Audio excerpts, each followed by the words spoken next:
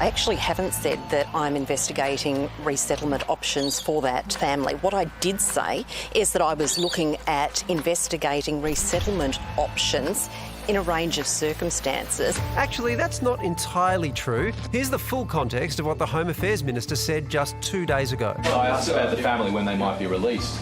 Court or no court, does the government not have the discretion to be able to make a decision on this? We are going through the process now of investigating a range of resettlement options in relation to a number of different circumstances here in Australia. I can't make public commentary on that at the moment because I don't want to disrupt those negotiations. And that applies across all cohorts? Yes. Across all groups, not specifically? Yes, the comments were broad, but they were in answer to a question specifically about the Biloela family. And they were followed shortly after by this. The Home Affairs Minister, Karen Andrews, has indicated that she's looking at resettlement options for this family. Do you know how that's progressing? I understand that there are two options that are being looked at. I understand the United States is the first of those, and that New Zealand is also an option. And as you say, Minister Andrews and her department are working through the details. Turns out what Minister Andrews was really working through was her backpedalling game. Today, ruling out New Zealand or the US as options. This family, where they've had their cases determined, have been deemed to not be owed protection by Australia, which means that they don't have refugee status. The family does not have access to those two programs because they are for resettlement of refugees. That explanation not enough to quell an increasing chorus of voices demanding better. Petitions like this one, social media posts like this, seemingly causing headaches for the government. Hello, and thanks for contacting the Office of the Minister for Home Affairs.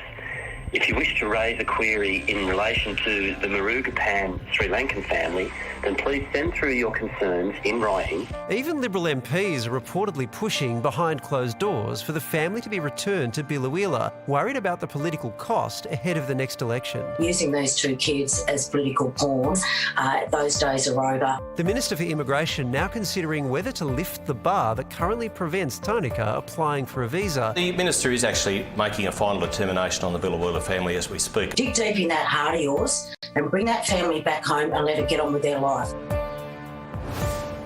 One of the issues at the heart of this and the latest drama that we are seeing with it is a communication breakdown between some of the key players. But if we also think then remind ourselves of the family at the heart of this too, and just how confusing that was setting up the context of that communication breakdown, potentially a moralistic breakdown as well.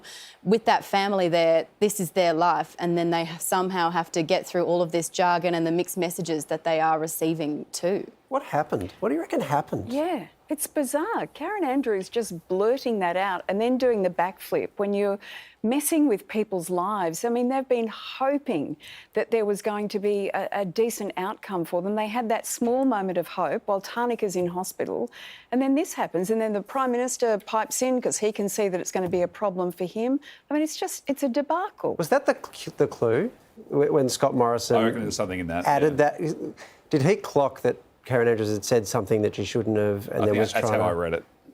But then how do you explain the Maurice Payne thing? I can't explain much of it at all, but in that moment, Scott Morrison jumped in, and I think it was the cover. That was the sign. Yeah.